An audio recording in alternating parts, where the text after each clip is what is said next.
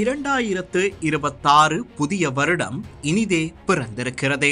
இந்த புதிய ஆண்டில் இலங்கையின் ஒவ்வொரு குடும்பத்திற்கும், ஒவ்வொரு குழந்தைக்கும், ஒவ்வொரு உழைப்பாளிக்கும் நம்பிக்கை, பாதுகாப்பு மற்றும் மரியாதை நிறைந்த வாழ்க்கை கிடைக்க வேண்டும் என்பதே அனைவரின் விருப்பமாகும்.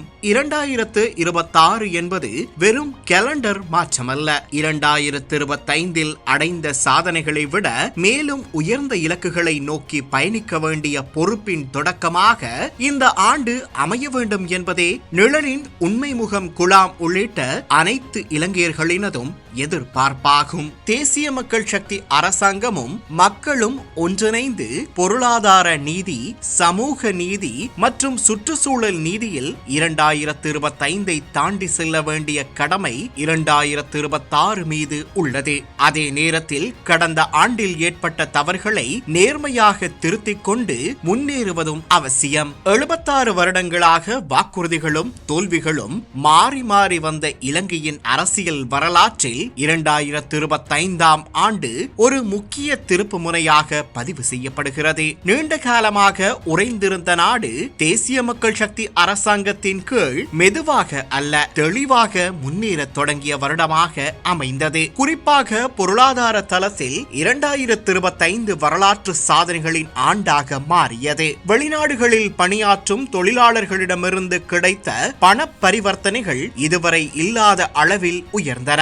இது மக்களின் உழைப்பின் மீதான நம்பிக்கை மீண்டும் நாட்டின் பொருளாதாரத்தில் பிரதிபலிக்க தொடங்கியதற்கான தெளிவான சான்றாகும். சுற்றுலா பயணிகளின் வருகையும் சாதனை இலக்கை எட்டியது. பயமும் நம்பிக்கையின்மையும் நிலவிய காலங்களை தாண்டி இலங்கை மீண்டும் உலகின் பார்வையில் பாதுகாப்பானதும் அழகானதுமான சுற்றுலா தளமாக மாறிய வருடம் 2025 அமைந்தது.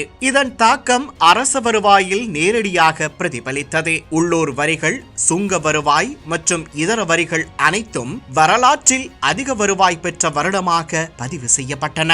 பங்கு சந்தை புதிய உச்சத்தை தொட்டது. முதலீட்டாளர்களின் நம்பிக்கை கணிசமாக உயர்ந்தது. கடந்த 3 வருடங்களில் அதிகமான அரச பணியாளர் நியமனங்களும் குறிப்பிடத்தக்க ஊதிய உயர்வுகளும் வழங்கப்பட்ட வருடமாகவும் அதிகபட்ச ஏற்றுமதி வருமானம் பெற்ற வருடமாகவும் 2025 விளங்கியது. பொருளாதார நெருக்கடிக்கு பிறகு அதிகமான வாகனங்கள் நாட்டுக்குள் கொண்டு வரப்பட்டதும் குடும்பங்களின் அடிப்படை வாழ்க்கை தரம் மெதுவாக மேம்பட தொடங்கியதையும் காட்டுகிறது. மொத்த உள்நாட்டு உற்பத்தியின் முதன்மை துறை நேர்மறை வளர்ச்சியையும் அரசின் பட்ஜெட் பற்றாக்குறை குறைந்ததையும் இந்த ஆண்டு பதிவு செய்தது.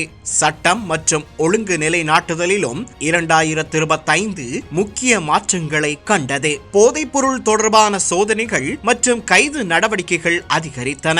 லஞ்ச ஊழல் ஆணையம் இதுவரை இல்லாத அளவில் வழக்குகளையும் சோதனைகளையும் முன்னெடுத்தது. சட்டம் அதிகாரம் கொண்டவர்களுக்கான கவசம் அல்ல, பொதுமக்களுக்கான பாதுகாப்பு என்ற கருத்து இந்த வருடத்தில் வலுவடைய தொடங்கியது. அரசியல் பண்பாட்டிலும் மாற்றங்கள் தெளிவாக புலப்பட்டன. வடக்கு மற்றும் கிழக்கு பகுதிகளில் நினைவேந்தல்களுக்கு இருந்த தடைகள் தளர்ந்தன. இனவாத மோதல்கள் குறைந்தன. நாட்டின் தலைமை மக்கள் அருகே சென்று நேரடியாக மக்களின் குறைகளை கேட்க தொடங்கியது. 76 ஆண்டுகளுக்கு பிறகு இலங்கை ஒரே தேசமாக, ஒரு தாயின் பிள்ளைகளாக முன்னேற தொடங்கிய வருடமே 2025. இது வெறும் ஒரு வருடமல்ல, புதிய வரலாற்றின் தொடக்கம். தெளிவான சமூக பொருளாதார கொள்கைகளின் அடிப்படையில் உருவான தேசிய மக்கள் சக்தி அரசாங்கத்தின் மீதான நம்பகத்தன்மை பொதுமக்களிடையே உயர்ந்துள்ளது. எதிர்க்கட்சிகள் அழிவை உருவாக்கும் அரசியலை விட்டு விலகி நாட்டுக்கு தேவையான ஆரோக்கியமான விமர்சன அரசியலுக்கு வரவேண்டிய காலம் இது. 2026 2025 திருத்தி 2025 தாண்டி நியாயமான, ஒன்றுபட்ட, மனிதநேயமான இலங்கையை கட்டி எழுப்பும் ஆண்டாக மாற வேண்டும். அனைவருக்கும் எமது ஆங்கில புத்தாண்டு நல் வாழ்த்துகள்.